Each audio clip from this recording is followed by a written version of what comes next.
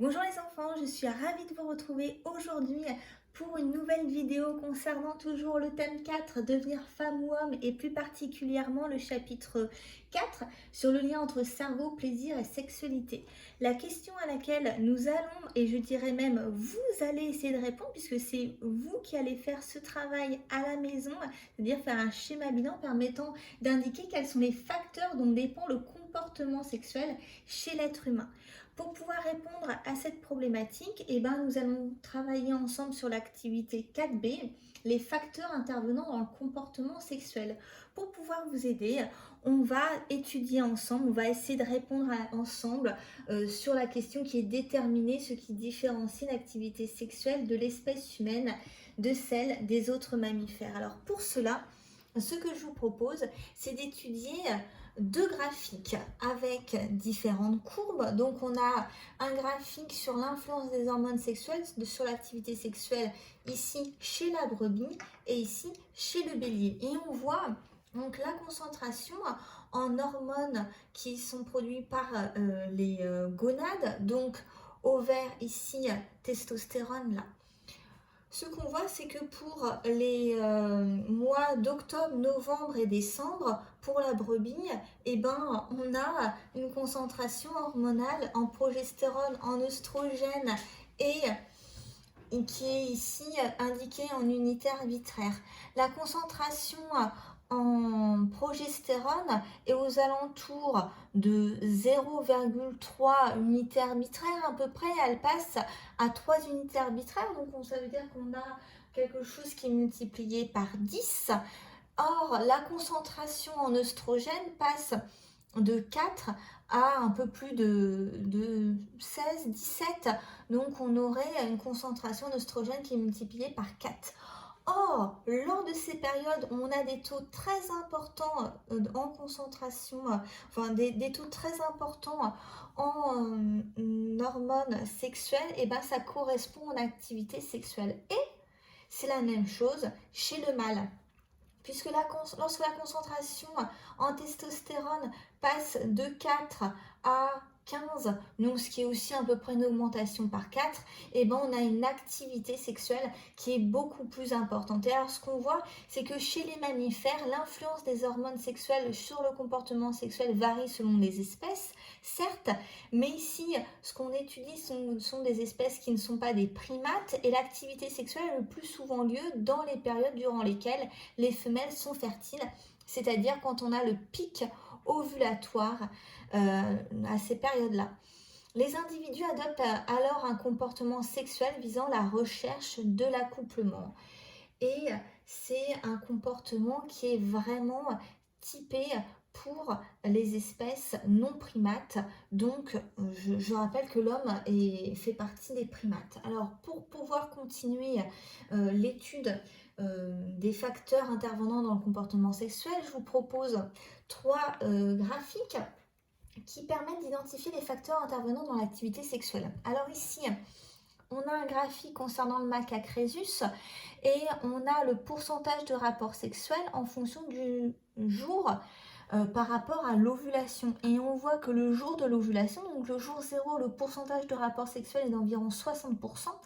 Et plus on s'éloigne de ce jour, que ce soit qui précède ou postérieur par rapport à cette ovulation, le nombre de rapports sexuels est en nette baisse. Donc tout comme chez la brebis et le bélier, chez les macaques rhésus, on aurait vraiment un lien très fort entre les hormones, l'ovulation et les rapports sexuels. Alors, ce qu'on voit par contre, c'est que pour l'homme, Homo sapiens, on a des résultats qui sont très différents. Ici, vous avez le pourcentage de rapports sexuels du couple dû à l'initiative de l'homme. Donc, on voit que les rapports sexuels sont toujours à peu près constants, peu importe le moment du cycle de la femme. Donc, c'est-à-dire que la femme ne va pas sécréter des hormones qui vont attirer l'homme et avoir un rapport. Donc, l'activité sexuelle ne serait pas en lien avec le cycle chez la femme, les concentrations hormonales et autres. Par contre, ce qu'on voit sur la troisième courbe, c'est le pourcentage de rapports sexuels chez une centaine de couples qui sont à peu près âgés de 25 ans. Et ce qu'on voit, c'est qu'en fonction du nombre, c'est qu'en fonction pardon, du jour de la semaine, eh ben, on aurait un pourcentage qui est très différent, avec plutôt en début de semaine environ 12% des couples qui ont un rapport sexuel, et ce nombre, eh ben, il va être multiplié par 2 pendant le week-end et plus particulièrement le dimanche. Et donc l'activité sexuelle ne serait pas chez l'homme en lien vraiment avec la concentration hormonale, mais plutôt en lien avec ses activités, par exemple son travail et ses loisirs. Pour la suite, on voit ici des encéphales, des cortex, l'importance du cortex préfrontal dans le comportement sexuel. Alors, on a étudié le cortex préfrontal lors de la dernière séance, lors de la dernière vidéo, et on a vu comme quoi il y avait un lien entre le plaisir qui était et le cortex préfrontal, donc c'est vraiment une zone en lien avec le plaisir et la réception d'une molécule qui est la dopamine. Chez le singe rhésus et chez l'humain, donc on a un cortex préfrontal, mais on voit quand même que chez l'humain, il est plus développé, c'est-à-dire que la proportion du cortex préfrontal par rapport aux autres zones cérébrales est plus importante. Et c'est ce qu'on voit ici, le cortex préfrontal est plus développé chez l'humain que chez les autres animaux. Il permet des fonctions cognitives élaborées. Ainsi, la sexualité d'un humain dépend de facteurs sensoriels, affectifs et cognitifs qui sont essentiellement liés à son histoire individuelle et au contexte socio-culturel. C'est-à-dire que ici, le singe rhésus, tout comme qui est le macaque rhésus, donc la même espèce, son activité sexuelle est en lien avec ses concentrations hormonales, alors que là, c'est en lien avec donc nos sensations, l'affect qu'on a pour quelqu'un, donc l'émotion, et également en lien avec la réflexion.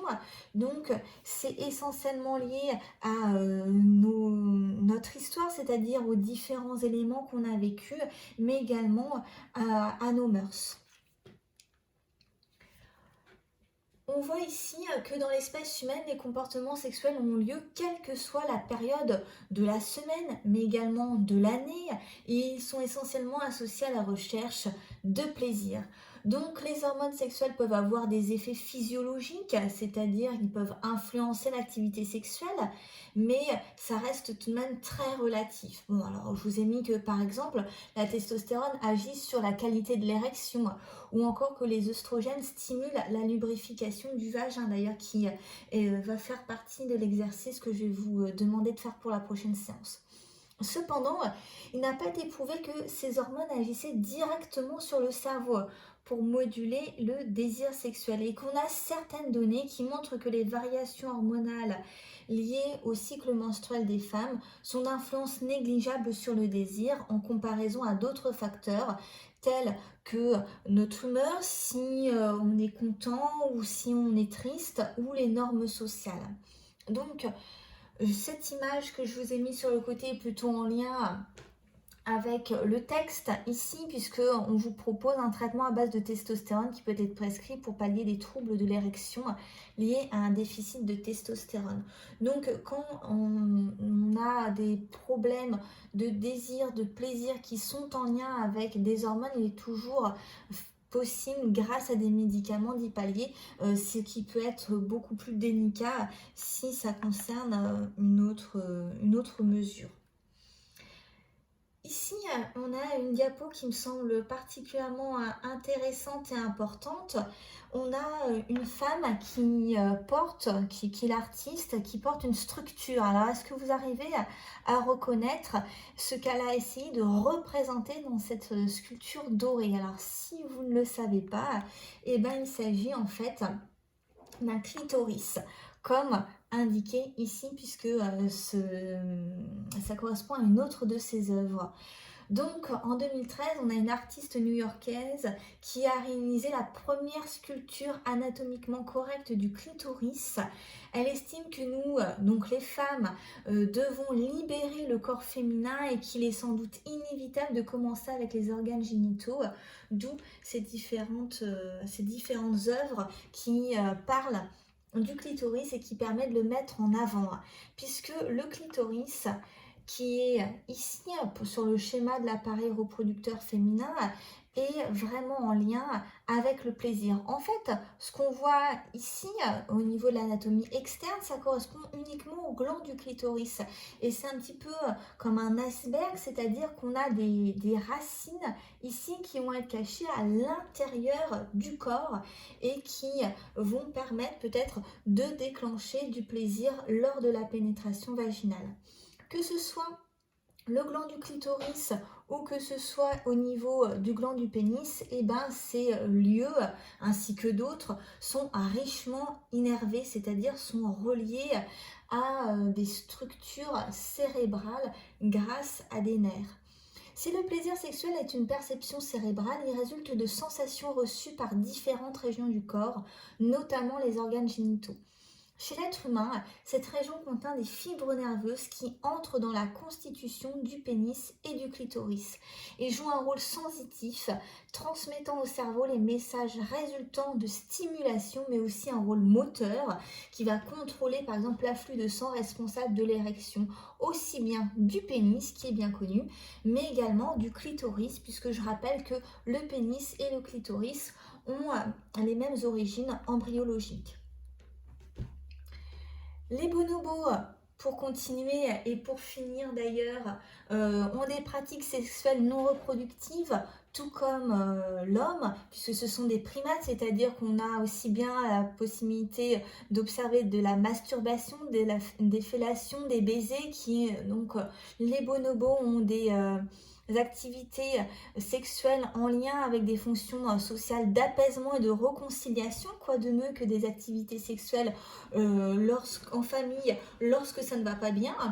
Les relations bisexuelles sont courantes pour les mâles comme pour les femelles, donc on voit bien qu'il n'y a pas de lien avec la capacité de se reproduire. Donc là, je vous ai mis la masturbation d'un mâle. Et ici, si vous n'arrivez pas à reconnaître la tête de ces individus, ben, c'est tout simplement que ça ne l'est pas. Puisque le titre correspond frottement génital entre deux femelles. Donc pour poursuivre et même pour clôturer une dernière diapo qui va vraiment reprendre les éléments importants qu'on a notés ensemble, sachant que je vous rappelle que l'objectif est de répondre à quels sont les facteurs dont dépend le comportement sexuel chez l'être humain. Et on a vu ensemble que contrairement à la plupart des mammifères, le comportement sexuel humain n'est pas seulement lié au déterminisme hormonal, c'est-à-dire à la concentration d'œstrogène, progestérone et testostérone, ou à l'activation du circuit de la récompense qu'on a étudié lors de la dernière vidéo. Il est en grande partie dissocié de la fonction de reproduction. On peut rester des années sans sexualité, c'est tout à fait normal, c'est pas une maladie. De même que l'on peut choisir de ne pas avoir d'enfant, c'est un choix, c'est tout à fait possible. Si nous échappons donc au diktat des hormones qui permettent pour les autres animaux d'avoir une sexualité et d'avoir des enfants, bah c'est grâce au développement exceptionnel du cortex cérébral. S'il est souvent orienté vers la recherche d'un plaisir physique, comme on l'a vu avec la stimulation de zones érogènes comme au niveau du pénis ou du clitoris, le comportement sexuel recouvre aussi d'autres composantes, comme le désir, la séduction ou encore l'imagination, les fantasmes. Les manifestations de la sexualité ne sont pas universelles, mais elles vont varier en fonction des cultures, des règles sociales, mais également des règles religieuses. Aussi, aucune donnée biologique ne peut être convoquée pour expliquer l'attirance d'une personne pour une autre, et ça sera l'objet de la prochaine séance. Donc ce que je vous demande, c'est pour le bilan 4C, d'ailleurs ce serait le bilan 4B, réaliser un schéma de synthèse expliquant l'ensemble des facteurs dont dépend le comportement sexuel chez le